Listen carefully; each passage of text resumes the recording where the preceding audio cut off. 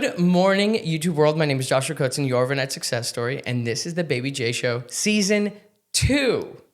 Two. That's huge. Yes. I love this for you. Thank you. And you're on camera right now. We started with, before I would have just started with me, but you're so beautiful that I want to start with you too.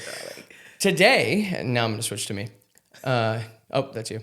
Today, we have somebody, actually, no, I'm going to butcher your credibility and everything, how amazing you are. I only know you from the videos and from first from the TikTok that went viral, and then looking at your content. So I'm going to put the camera on you. Please tell me and tell the audience who you are and what you do. Hi guys, I am Jade Nanga. I am the founder of Set Productions and Voice Scale. I've been a marketing mama for my entire career. Yes. So been working in marketing my entire career and built Set Productions just because I did not like working for people. And I had a skill and decided, all right, I'm going to take the skill on the road. We now do personal branding for founders, executives, thought leaders, and small businesses as well here and there. So really good time, and just launched Voice Scale, which is a B2B SaaS tool that allows you to upload a piece of company content, and then your employees get personalized drafts for each employee based on their role and their voice. It pulls from their past writing samples. So this way, employees are building a personal brand, company branding is winning, AI search is lifting, and that is the goal right now that everyone's looking for, is how to get more reach. So you're who everybody needs right now, essentially. Yes, a marketing mama, yes. Marketing mom. Did you say mommy or mama? Mommy, mama, it really just depends on the vibe. Yeah, right now it's mommy. Yes. I love you. Okay, so you said that you have been in marketing for forever. Yeah. Can you, let's go way, way back. How did you start marketing? Where are you from? Yeah. Give me the origin story. Yeah. So I am from North City of Atlanta called Alpharetta. Whoop, whoop. And I took the broadcast classes in high school, and I was like, I really like this. I like being behind the scenes. I like the editing. And so I went to school for TV and film and marketing. Okay. And while I was in school, I started making little videos for just different, my mom's friends' businesses, just little things, just getting my chops wet, if you will. Yeah. And from there, I had a girlfriend that had started working at a new company. They needed videos. They're like, oh, amazing. You have someone that does videos, bring her in. So how long ago was this? This was probably 2014-ish when I started. But I kind of feel like I got the big break in 2019 when this new customer said, I want videos. I did their videos. One of their clients came out and said, wait, who's been doing your videos? We want these videos. They're like, it's this girl named Jade. That client ended up being T-Mobile. Holy shit. And yeah. Good for you. Yeah. So immediately was flying out to Seattle once a month to shoot these videos. And this was pre-5G days. So it was working with a ton of C-suite talking head type videos, talking about 5G and how T-Mobile is at the forefront. Yeah. And obviously that led to many other opportunities coming from there. But one of the things I noticed and realized is I sit down with these executives and they're talking about the products, the services, this and that. And I'm like, okay, it's going over my head. My eyes are glazing over, and I'm sure the audience is as well.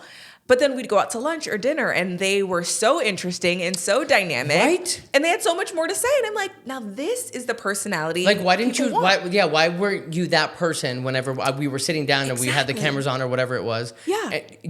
Sorry, keep going. No, you get it. I understand 100%. You totally get it. And so that's when I realized that people want authenticity. They don't want to just hear from the logo. They want to hear from the people behind the logo. Yeah. And that is where we transitioned into personal branding and working with executives and leaders to be able to share who they are and what they're learning in a way that feels like them and doesn't feel like it's just marketing copy, even though we love that too. But that's been the big thing.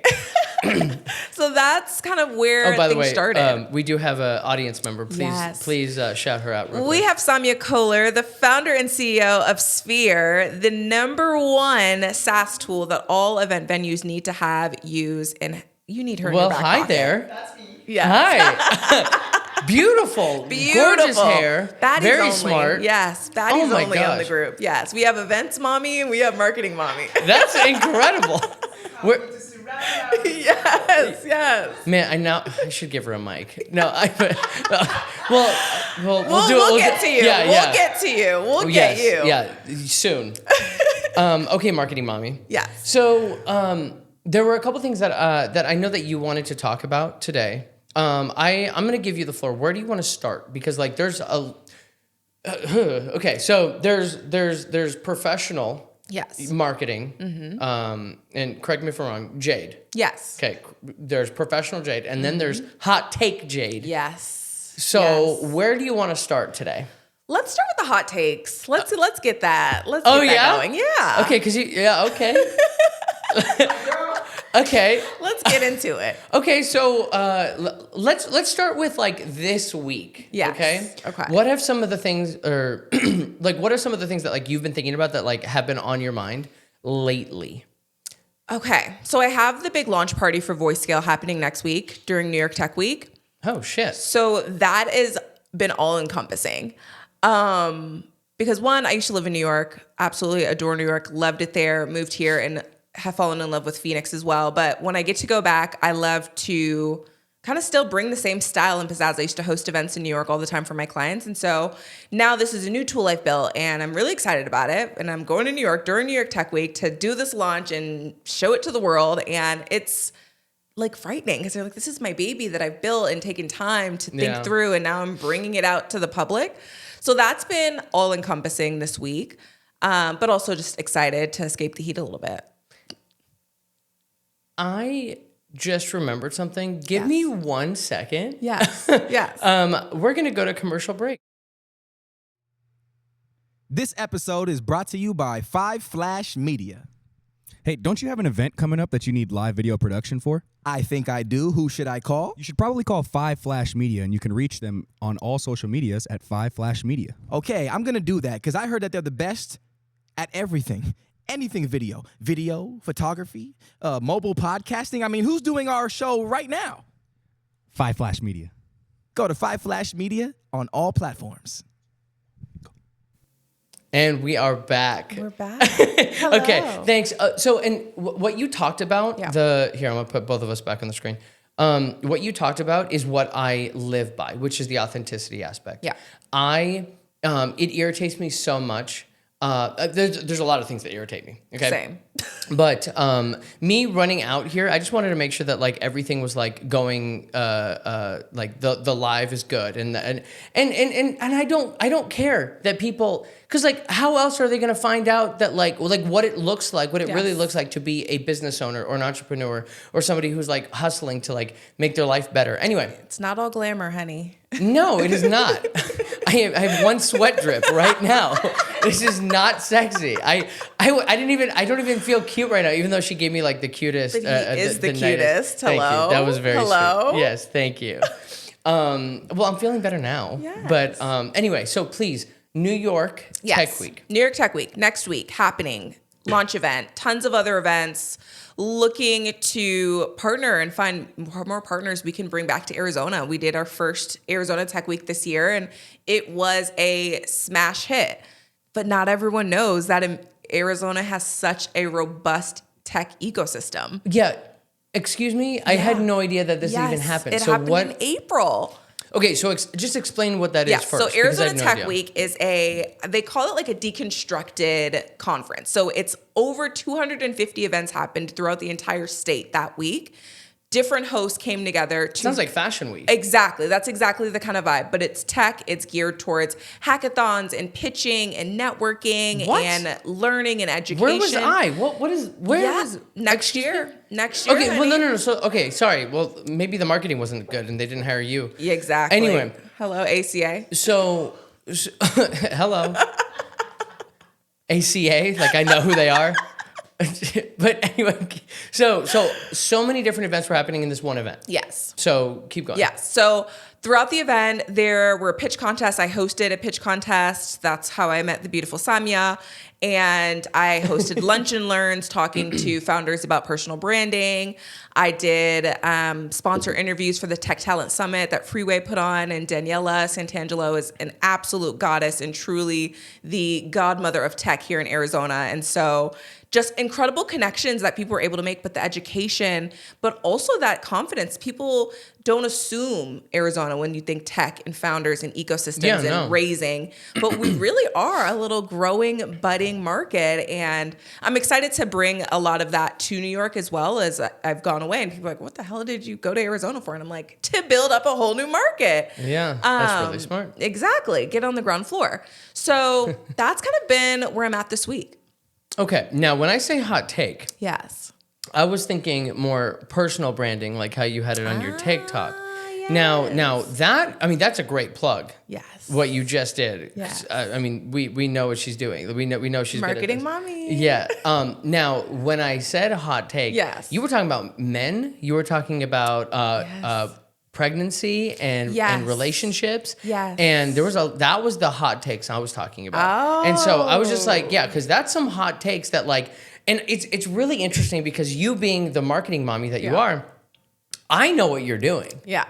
And I mean, if you want to like pull the curtain back a little bit, but like that's not just for like shits and giggles. No. That's like it's very smart what you're doing on TikTok to market yourself. Yes. Especially with these hot takes. And so first off, I want to know, are those hot takes real?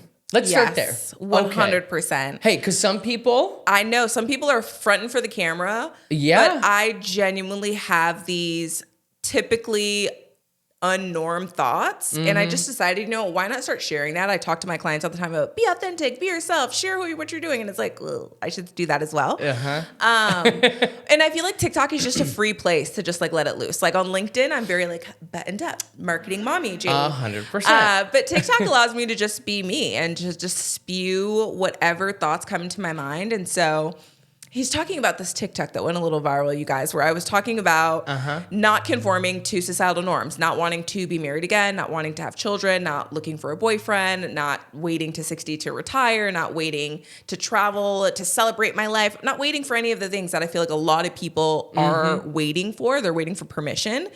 I take that permission. I give myself that permission, and that's how I move in my life. And the TikToks are really just an extension of that. I give myself permission to talk shit, to say what I want, to be freely myself. And what's someone going to do? Okay, cool. Because, I mean, that was the first thing are those hot takes? Because I have influencer friends who, a few of them have a business, but a lot of them, they do get paid off of social media, which is great for them. Yeah. Kudos. Love that for but like some of those takes are not real takes. And so one of the videos that I saw of you was when you were talking about how you're like, which video you're gonna pull up?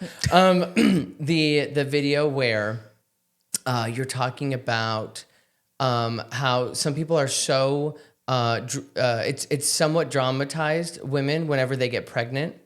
I was like watching some of these videos and I'm like, hey. Okay, so does she really think this? And so just on that take, explain to me why. First off, how did that even come into your brain, your cerebellum? Yeah. And then like, for what happened and then why? Yes. Okay, so the video you're talking about is one where I'm like, I feel like marriage and pregnancy is a bit performative. That's the one. And I had this thought because I was just scrolling through Instagram, and obviously now I'm 31. So I'm 31, yeah. Girl, you look 28. Thank you. You're welcome. Thank you. Yes, I'm 31. I'll be 32 this year.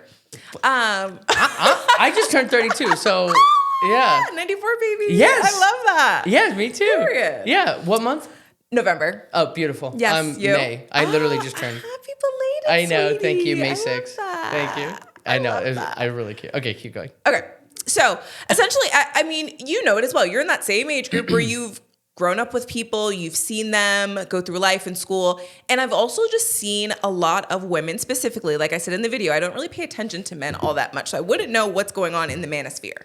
Right? But in the women's sphere, there's a lot of women I see that are rushing to get married, rushing to get the ring, then rushing to have the baby. And it's like they're almost looking to prove a point. Like, oh, I can do it. I've done it. Yeah.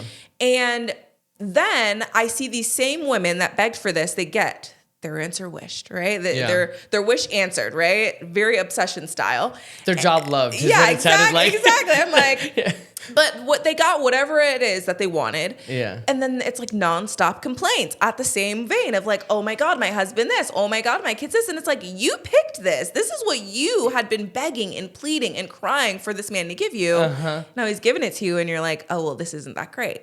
And then there's women out there like the Shira Sevens and all these different women empowerment, I like to call them, influencers out there that are telling women like marriage is not what you're thinking it is. It's not you get married and then it's this fairy tale. It's work. It's hard work. Men are very vastly different than who we are as women.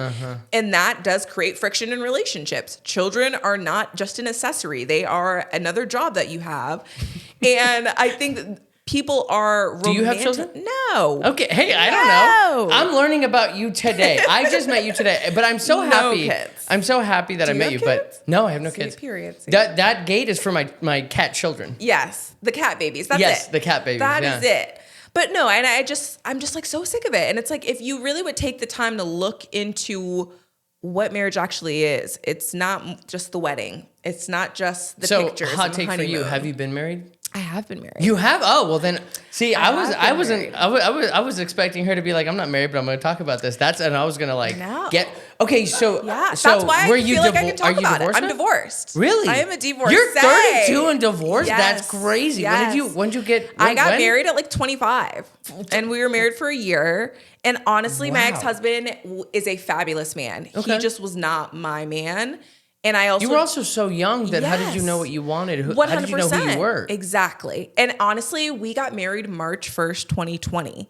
So then imagine 2 weeks later, and then everything going shuts into down. lockdown, and I'm like, whoa, this is not what I was promised. I'm like, this is not it. And I just felt kind of like the walls caving in. Yeah. And by like September of that year, I remember telling my mom, like, girl, you were right. I don't like this. I don't want this. And we made an escape plan for me essentially. But it's just not for everyone, and that's okay. That shouldn't be the one standard mark of a woman's life of getting married and then having these children. I believe that too on such a spiritual level, and I'm a man, and like that's honestly why I work with mostly women. Yeah.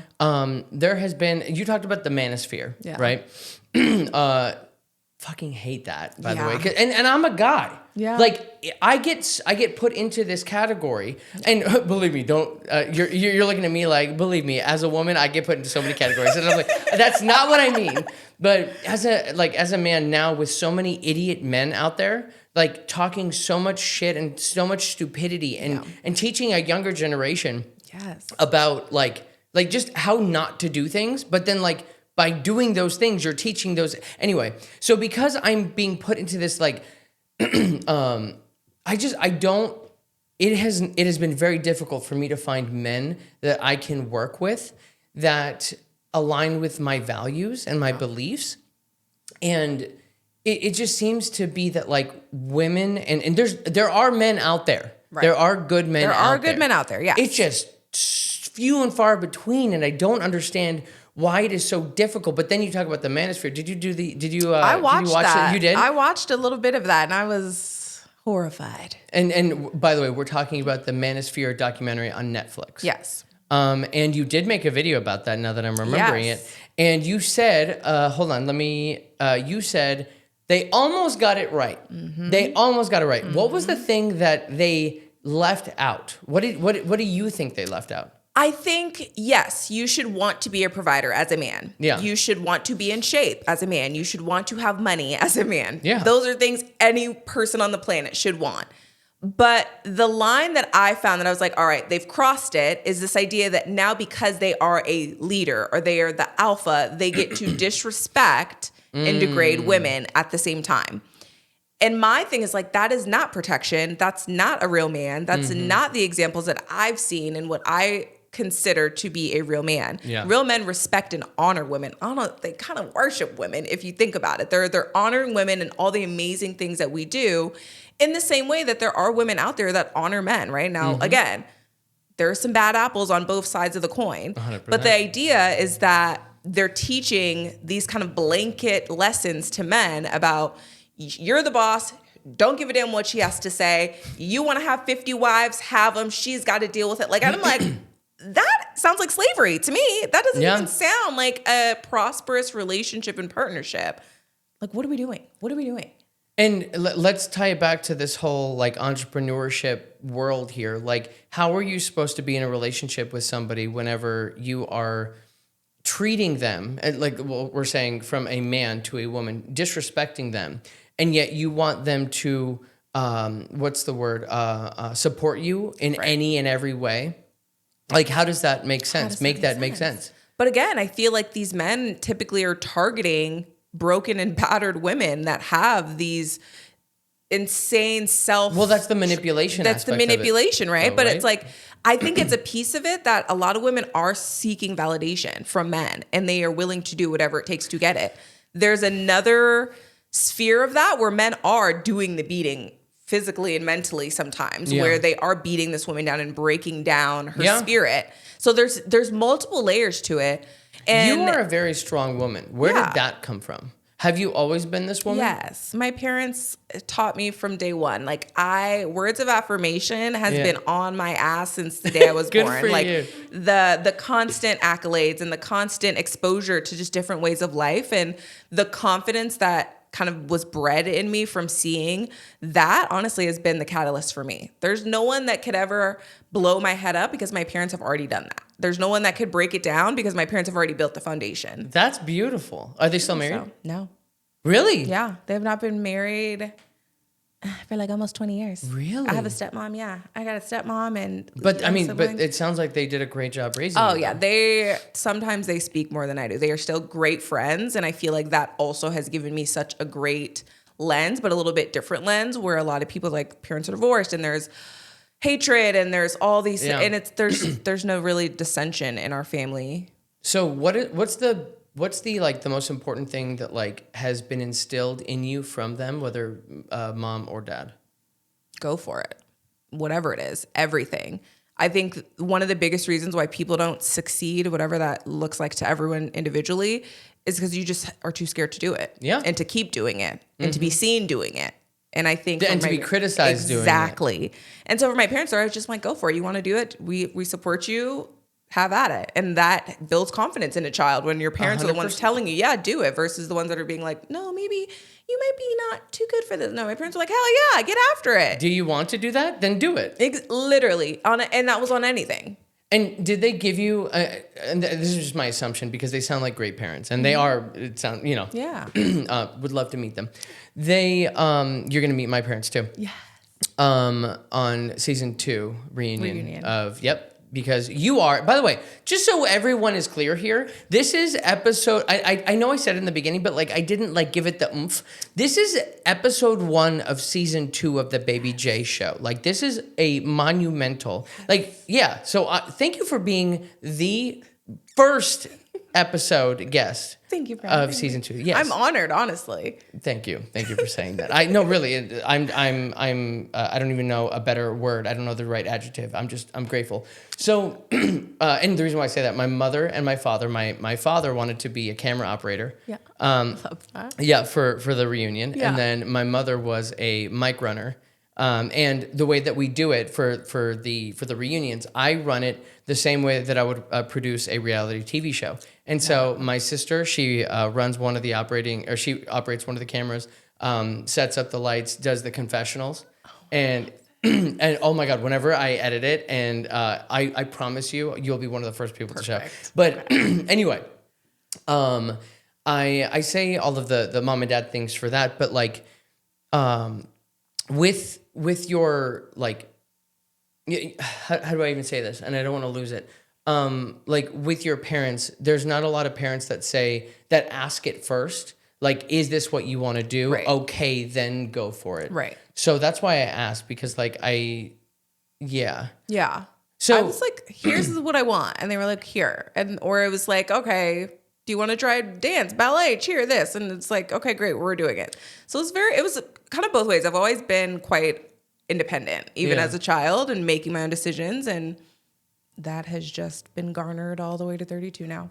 Okay, so let's go back to marketing mommy. Yes. Can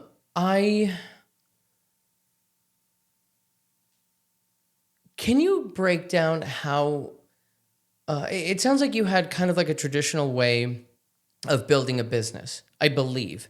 I did not. I tried to go to school and I failed 3 times. It didn't work out. I learned that I didn't learn that way. Yeah. Can you break down how you grew your business? and you can even go like some of the trials and tribulations. Yeah. Being willing and open to yap about your business really has been the biggest thing for me. If you are not talking about your business, then no one else is. And so even when I was starting out and I was like, you know what, I'm going to start doing commercials for small businesses here in Atlanta, that's all I talked about. Like anyone I would meet, I was going out and about. I was telling my mom, bring your girlfriends, tell everyone about this. Like it was a constant motion of word of mouth. And that, I mean, at that time I was still in college. I was broke as a joke and I just had the skills and I had the camera stuff. And I'm like, I got this. I know I can do it. I just need the platform. And that is how I marketed. It was just word of mouth. Even when prior to getting T-Mobile, it was because a girlfriend knew I did video and she's like, oh, my company needs videos. T-Mobile. They were like, who did the video? So it was a very organic way to grow that just made it easy. So then, like how I was saying earlier, like the authenticity aspect of this is really important. And we're talking about a lot of the like really nice things, like a T-Mobile contract is nice. Oh, yeah. And then a lot of things after that T-Mobile contract would be nice as well. Yeah. What I am curious about is what are, and I said it, but now I'm asking it. Yeah. What are some of the trials and tribulations that like have actually, that you had to go through? Because this success line is not straight. Oh, no. And so you don't have to tell me when you cried in the kitchen. I will, but like, you know those moments, but you don't have to go that far. But like, what are some of the things that you had to go through in this up and down journey? Yeah, I think most business owners know it's not always sunshine and rainbows in terms of the clients are coming in and the money's flowing. And there are those months at a time and those chunks of months sometimes where you're like, I haven't signed a new client in 6 months. And if I don't sign one this month, I don't know how I'm going to pay my rent. So I've gone through the nitty gritty of being like, I'm going to have to figure something out very fast. And I think those were the moments that like made me, because I was like, are you going to bitch out or are you going to do it? Are you going to stick to what you said it was? And I did it. And I've had many of those spurts where I'm like, okay, I have to figure something out, and I figure it out. Or I'm like, it's not working, I need to apply for a job. And I did. And I was producing a TV show at the NBC affiliate. And I was like, this is great. I finally have consistent income. Yeah, right? Like I have health insurance. I'm like, this is awesome. And then after a year, I was like, oh, this is miserable. And like, that was a struggle then, because then I was struggling the clients that I had with my full-time job and trying to excel in both things. And then there was a lull period after I was like, I fucking quit this job. I'm so sorry. I cursed so bad. That's fine. Sorry. Okay. I cursed too. Okay. I'm like, sorry. But then I'm like, I hate this job. So, yes. yeah. I'm like, I hate this job and I quit. But then I'm like, I still don't have enough clients to really like do this well. So then it's like figuring things out and picking up hobbies. And like, there was this in Atlanta, it was kind of like an Uber Eats type thing called Favor. And it's like you pick up the orders and you drop them off. I was like, I'm doing whatever it takes. Because it's like, one, I don't want to have to ask my parents. They've already done enough. They've already invested enough. And I really wanted to feel like an adult and stand on my own 2 feet and figure out how to fend for myself. So there were, the moments were plenty. I mean. Now, as a woman as well. Yeah. I obviously am not a woman. This is what we were talking about in the beginning here. Yeah. And so there's no mansplaining. I'm asking you here is like, like there are difficulties in being an entrepreneur. Now put the next level of being a woman with and again, I don't know what all of those things are. Yeah. I do know that there are hormones, there's the menstrual cycle, there's, look, that's basically it. Like, how did that, like, and then like people saying things to you, like, you're not a man, you're a woman. So like, explain to me like how that went. Honestly, one of the biggest things that I've experienced is men not taking serious that I'm a businesswoman and assuming that the services I'm selling are more personal. And and so that's another thing. Is that still a thing? Oh my God, yes, it's still a thing. I have been told numerous times, and it's been different things where it's like, oh, well, yes, we do want marketing, but we also, would love to have you come to this retreat that we're doing. And I'm like, well, the fuck would I be coming to the retreat for? And it's like, oh, well, we'll put you up in a suite and all these things. And it's like, whatever happens. And after that, it's like, it's not a part of like all that. And I'm like, what are we talking about? Really? Oh, honey. Oh, honey. Oh, honey. Oh. So it's been a lot of that. Like, yes, getting my period every month is annoying, but it's like, all right, it happens. Like, we move on. But it's more so it's the external when you're dealing with people who don't see you. They don't value you. That's basically what I was like getting to, because I just don't know how that disrespect translates. Oh, yeah. I mean, it's many like small things where even if you walk into a meeting and people are like, oh, I'm looking to meet so-and-so that runs this. And it's like, oh, that's me. And it's like, the side look. It's like, are you sure? And I'm like, yes, a sexy young black woman is running things here. A sexy young black woman. That's great. I love that. You know what I mean? I love you. That was great. Those things that people just assume, and they're like, oh, I didn't realize. And it's like, yes. And especially when I was doing more of the video work, because that is my background. I shoot, I film, I edit, I do lighting, I do mics, all the things. Like, that's typically a male-dominated field. It's not quite what you assume women to be doing. Yeah. So it was a lot of that even when I was really in the trenches building that side of the business. And it's like, listen, I'm here and I'm doing it, and I don't want to hear any backtalk. I don't want to hear any mishmash. There's no services for services. There's none of that. It's services for cash, and that's it. And the services you're getting are video and marketing. That's it. Did you have any mentors, male or female? I did. So I've met a couple mentors throughout my life, and kind of different stages. They filled in gaps. Mm-hmm. And one of my favorite mentors I had, this was probably my sophomore year of college. I'd met this couple that was extremely successful, like just serial entrepreneurs. And they were just really excited about helping young people grow. And I was like, okay, this sounds like relatively interesting. Nice. Yeah, I'm like, this sounds nice. And they, more so than the business aspects, they really got into like the personal development of your life, like being able to handle adversity, having emotional intelligence, being able What book did they tell you to read? Oh my God, between what was the first The one Compound Effect. Okay. The Compound Effect to this day is one of my favorite books. Mine too. It's the bomb. And the kind of the precursor book to that is called The Slight Edge, and that's like way older. So those were books that were this is great. Very brain shaping for me, especially at this young age, as well as Think and Grow Rich. We love Napoleon Hill around here, honey. We love the transmutation of it all. Yeah. And there was a third one. Oh, The Four Agreements. I've never heard that one. I love The Four Agreements. And it's pretty much, I can't remember what the Four Agreements were, but it's like always be on your word, never take anything personal, like just kind of life mantras to follow. Okay. And I feel like that's not a education that a lot of people get at like 19, 20 years old, where they're like, how do you become a good person? And I feel like that shaped me moving forward, because I realized like, I don't need to be offended by every little thing. I don't need to take everything to heart. People aren't out to get me. There's, you know what I mean? And it's like, no, someone could be having a million other things going on, and that's why they said what they said. And, oh, Jade, you actually need to know that you have a million other things going on. Watch how you say what you say. So there was a lot of lessons that have carried me through my life and career from these mentors that I had in college, and forever grateful to them. And they live in Canada, and they were just like the sweetest little cute little couple. That's amazing. Yeah, but I was like, that was like irregular. I just had a question.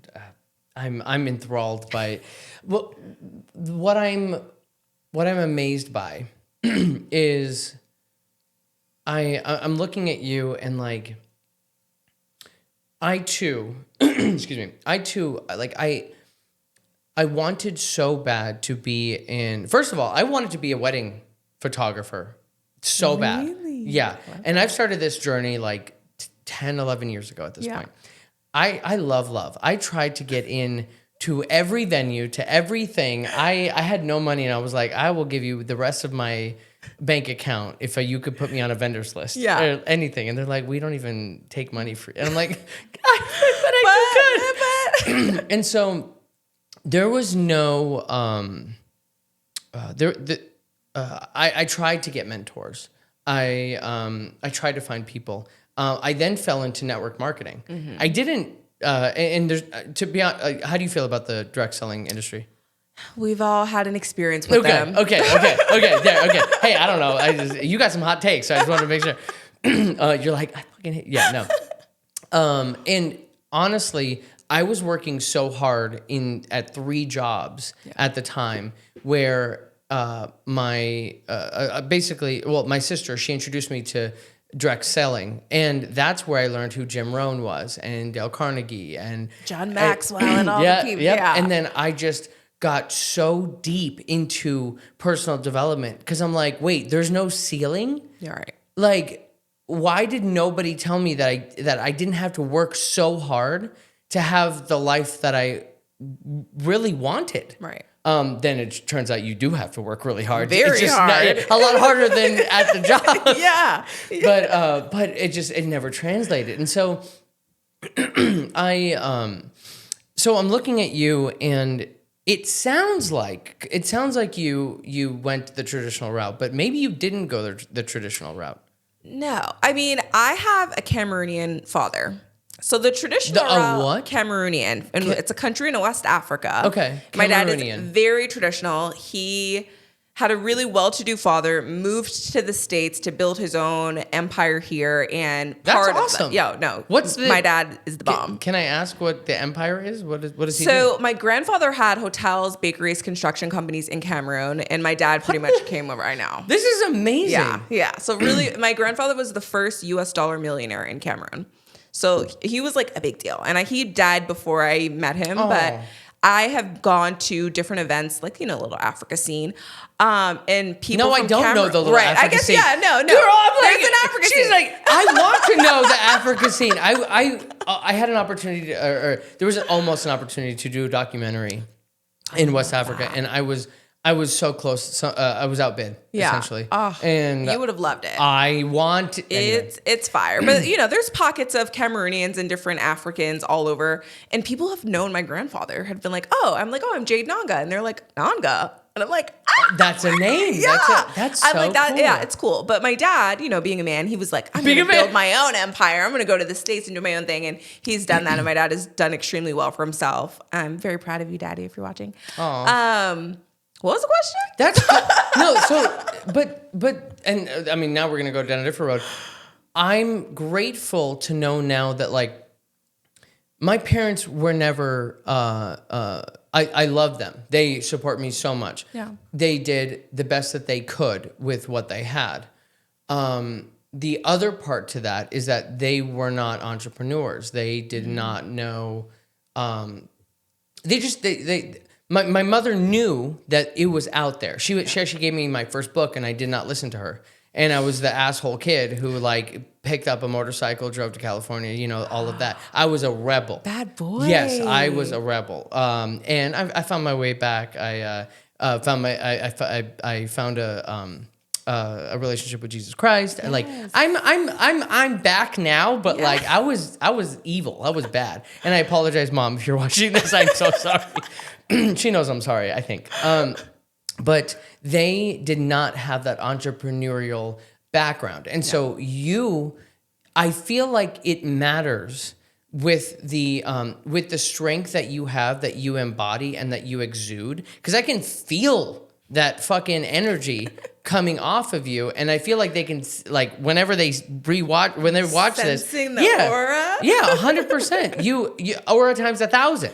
Okay, like really though, and I think that it also helps that, believe me, I'm giving you all of your flowers. You did this shit. Yes. This is you. Oh yeah. I also believe that the like what was taught, it's generational. Yes. And I didn't have that from my parents. And so I've had to learn discipline by myself. Yeah. And it sucks. I'm not saying that you learned it from them. You maybe have had to learn it yourself and all the Still other... working on it. But I think it's amazing that you had the grandfather as well as the father, that you could see what it looks like to work hard. Yeah. And to go through trials and tribulations. And because a lot of people don't have that. I didn't have that. Yeah. And so I just want to just say that, because like that, it's really, it's good. It's good to have that as a great example. And I'm so grateful. And my parents were such great examples. But I feel it. I mean, it was a full-time job raising me and my brother. You know what I mean? And that's why I feel now. I'm like, I don't even want kids. I'm like, the hassle. I'd just have to ship them off to them and be like, just double it. Whatever you did for me, just do it again and double it. Like, I don't want to be the one having to do Can I the be constant. honest with you? When I was younger, I wanted to have a whole little league. Yeah. Because I know, like, I'd be a good dad. Yes. I'd be a really good dad. Yes. I love children. And that'll bring me into my segue here in a second about like what I'm doing within like this within the next two months here, traveling cross country with a family to create a YouTube show in their RV with their 2 children and 3 dogs. Stop it. I love this. It's crazy. It's reality That's TV at its finest. my favorite. I know. And oh man, see now I'm losing. We're both are you ADHD? No. You aren't? No, I just get excited. Me I'm too. like, let's chat. Okay, no, okay. Okay. What was I? I was literally Parents, example, discipline. all of that. It's Yes. just so. We'll put a bow on what I was saying. Is just there are people to have it like to have the audience like for contextual to the audience. It feels like whether it was you or your parents, like there's a lot of people that just didn't have examples. That's all I was saying. Is that like, and so good on you that you had that example, but you are also a very strong woman. And so I feel like that did provide something like that example, but it's also you who is doing this. Yeah. And they can't do this for you. Right. That's the whole point. They did not want me to be doing marketing. That ties back to the original thing of like the traditional. My dad is very traditional. He was like, you should go to school to be a lawyer or a doctor. That is like a very African-esque thing to do. And it's also like, Mexican. Hi. Yes. Yeah, my mom wants me to be a cardiologist. Right. And I was like, I don't like school that much to be doing this. So then but you did go to school. I went to school, but for TV and film and marketing. That was a big gotcha when I revealed that to my parents. So they knew that you were going to school. They knew I was going to school. Were they paying for it? Correct. Oh, shit. This was their coin. Oh, God. This was their coin. Oh, they were pissed. Oh, yeah. Because I was like, I'm not doing that. It would be a waste of your money for me to go to school for something I have no interest in. I understand. And then I actually ended up landing an internship at Tyler Perry Studios my freshman year. Yeah. How did you get all of these opportunities? I am persistent. Now, this one was me persistent. It wasn't just like a word of mouth. For sure. I reached out to them. I was on them like white on rice. I was like, I am about to go into college. They're like, no, you're a little young. Because I'm 17 when I graduated high school. Mm-hmm. So they're like, you're not even 18. You're not even in college. Like, our interns are normally later. And I'm like, I'm telling you, I emailed this one. Her name is Darcel. The best. Hey, the girl. Emailed. Hey, I'm here. And they finally were like, girl, come on. Like, if you were this thirsty, and I was like, I'm thirsty. I am thirsty for this opportunity. Yeah. And then that's when my parents finally were like, oh shit, okay, she's serious. This isn't just like she's doing this and then who knows? Nothing's gonna come of right. it. It's like, no, I'm putting in the work to actually make something come from this. And now they're just like, oh, our daughter is so amazing and she does marketing and runs her own company. And it's like, but if it was up to them, I'd be like a doctor or something. And sometimes I think I'm like, shit, that might have been the right way to go. Because I'm assuming it's just so much work right now with like everything. It's so much work. Break down for me all of the things that you're doing. Yes. And I mean, you can go nitty gritty. Like there are people, like my audience is photographers, videographers, editors. Okay. There are people in different countries. You can go nerdy as hell, please, because I'm also in this somewhat industry too. Yes. So please. So my content, and this is actually funny, Sammy and I just spoke about this last night, but my constant balance is between managing and doing the work for the clients that I have, which I do have 2 girls, Tess and Jess, hi girls, that live in New York and do a lot of the day-to-day.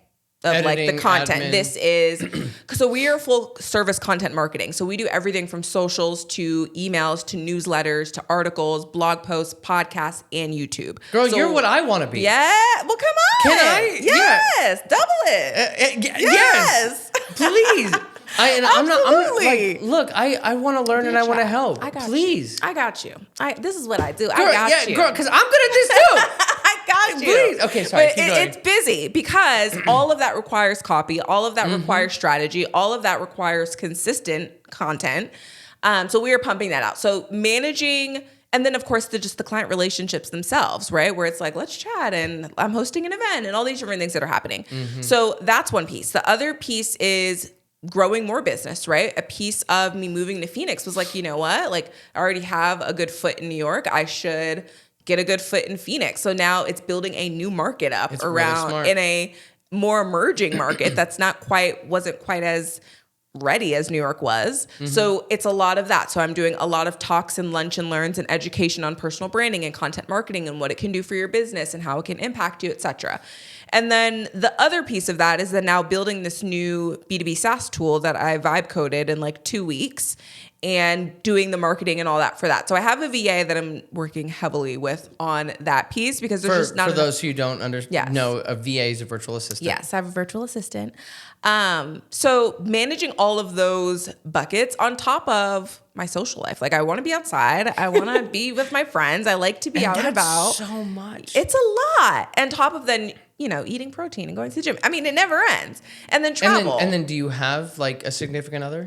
No. Okay, and that's fine. No. But it's really difficult to anyway. It's a hassle. I mean, no, nothing serious. No, for sure. You're doing it. You're doing I so told you much. the hot takes are not hot. That's exactly how I feel. I'm like, I don't want a boyfriend. I don't want another husband. It would take a miracle for me to change my mind on those things because I feel so full between what I give to myself, what my friends give me, and the love and just companionship that I have. Yeah.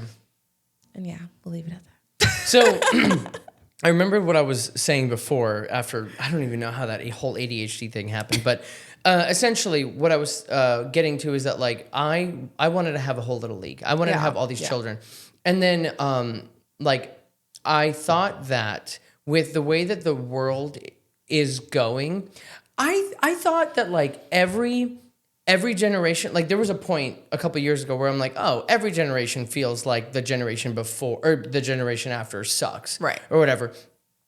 and maybe there is some of that, but it's like I don't know why this feels way more impactful in the worst way than excuse me, than that mentality of like, oh, the boomers and then like, oh, so it's like the generation before doesn't know how hard it was for that next generation. And so therefore, like I love children. I don't want to bring them into the world. No. I don't care if I'm a billionaire. Yeah.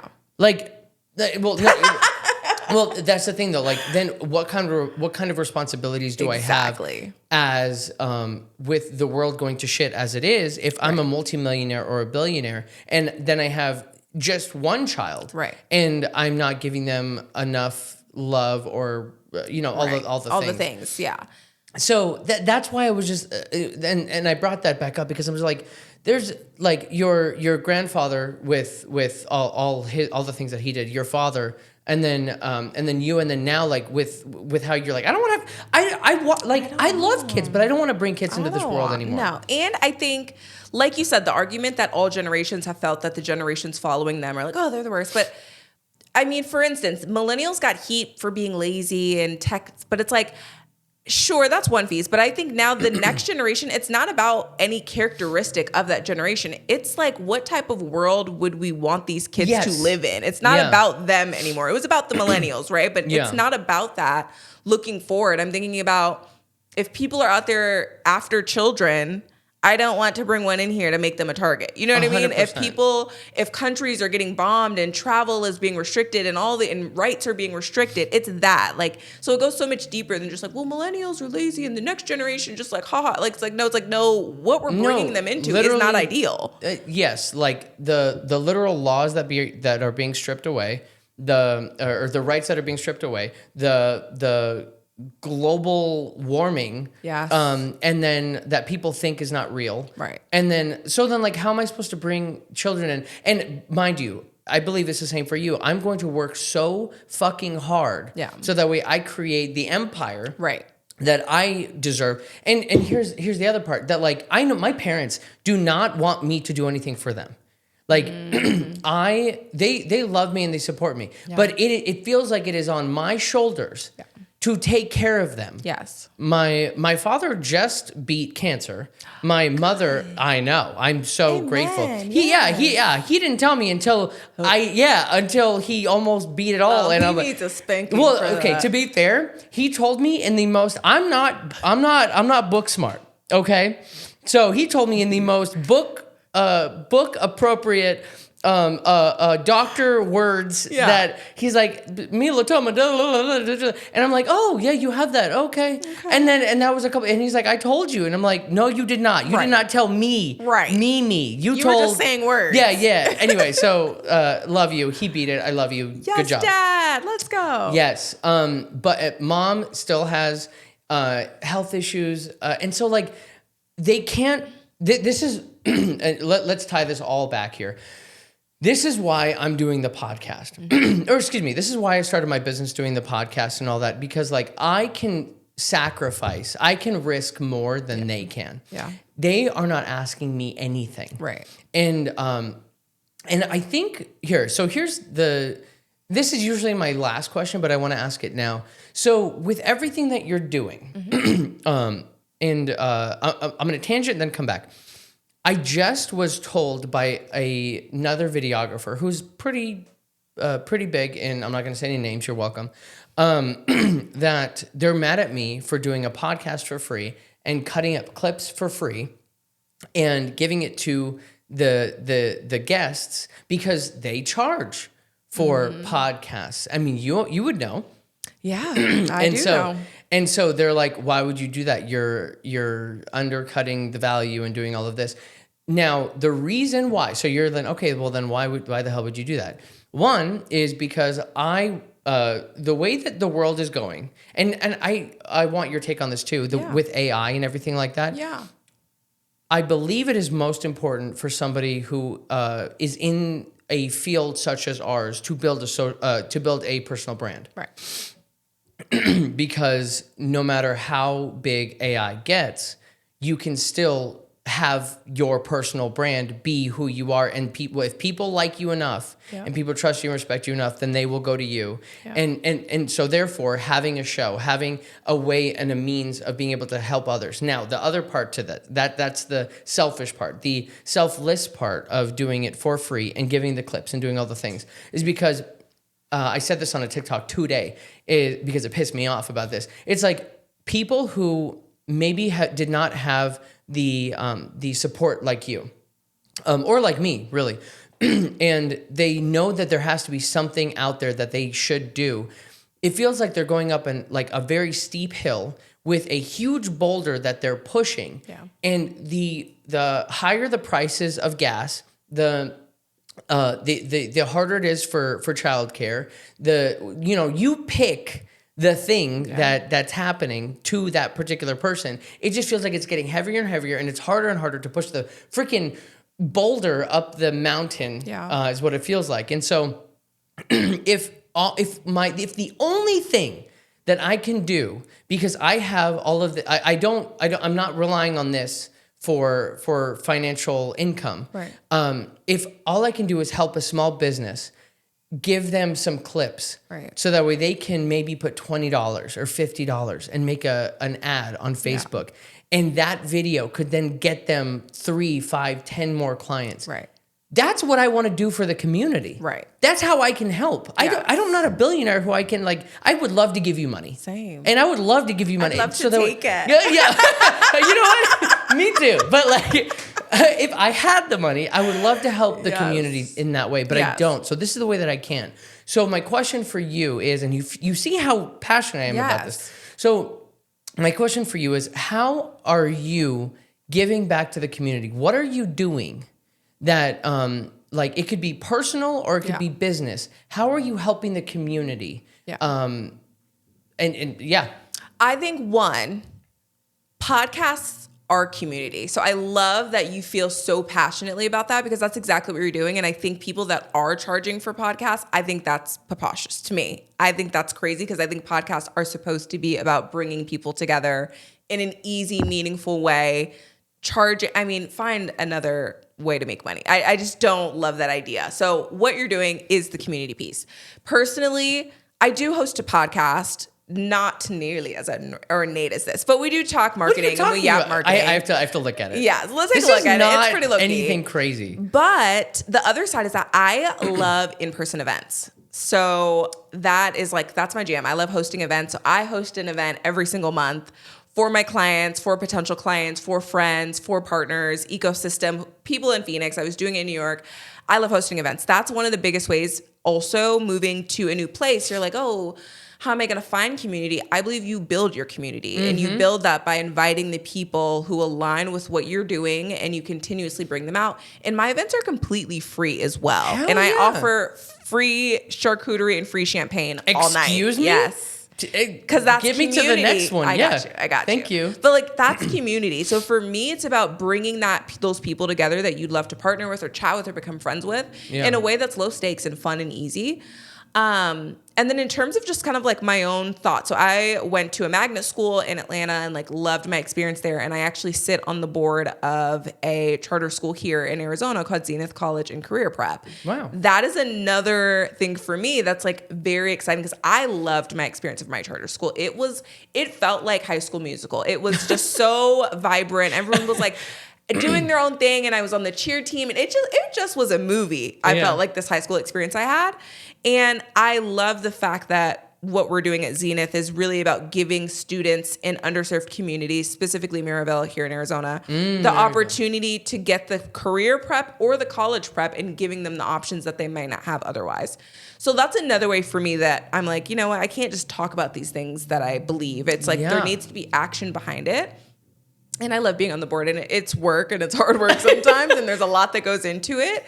But no better feeling than being like, you know what, I'm standing on the business that I say that I feel deeply about. Wow. You're doing it. Yeah.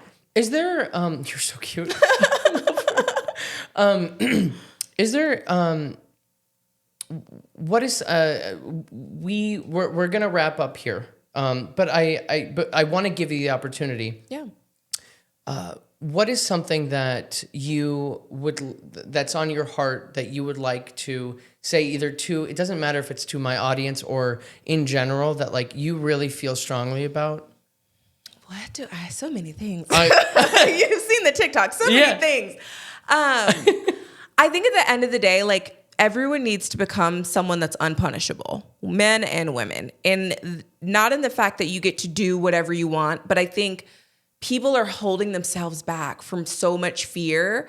And I think the unpunishable word for me just means that no one can give me any sort of consequence. Obviously, I'm not out there doing illegal things, so don't do that. But in my own life, the decisions I make and the way I live my life and the way I move, no one can scold me about it. No one can be like, gee, that's wrong, that's bad.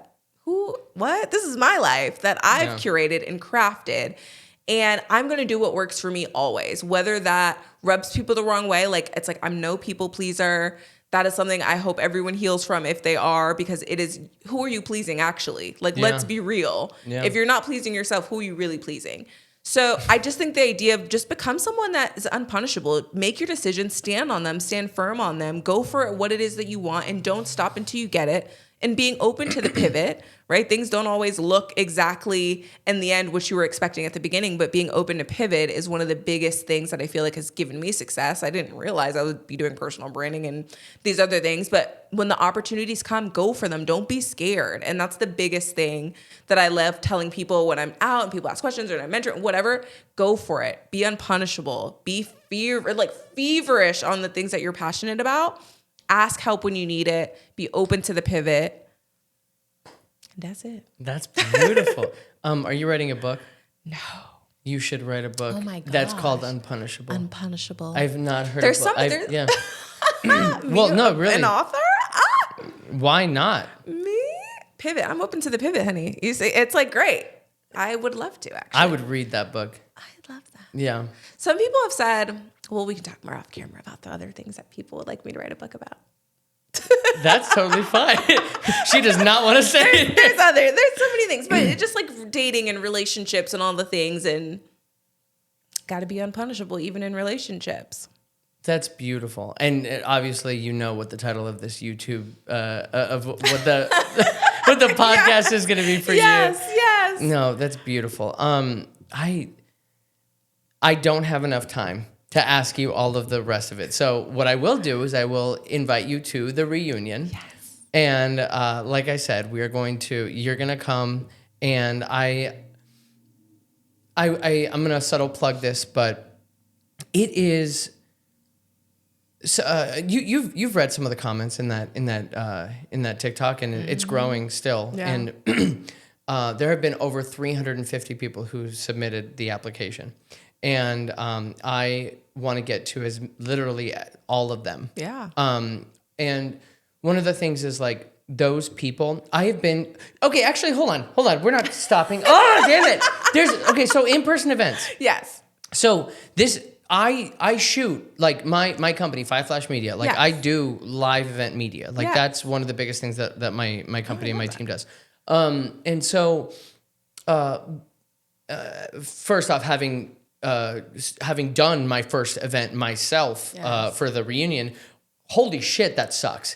I love it, but holy shit. Anyway, so with the live event stuff, like.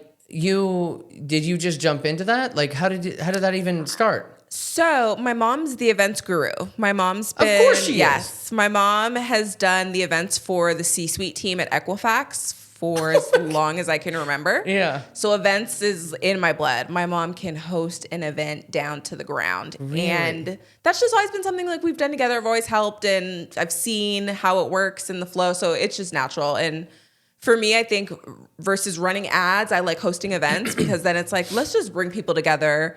Let's allow people to meet and actually feel the right energy and give them some charcuterie and some drinks while we're at it. Yeah.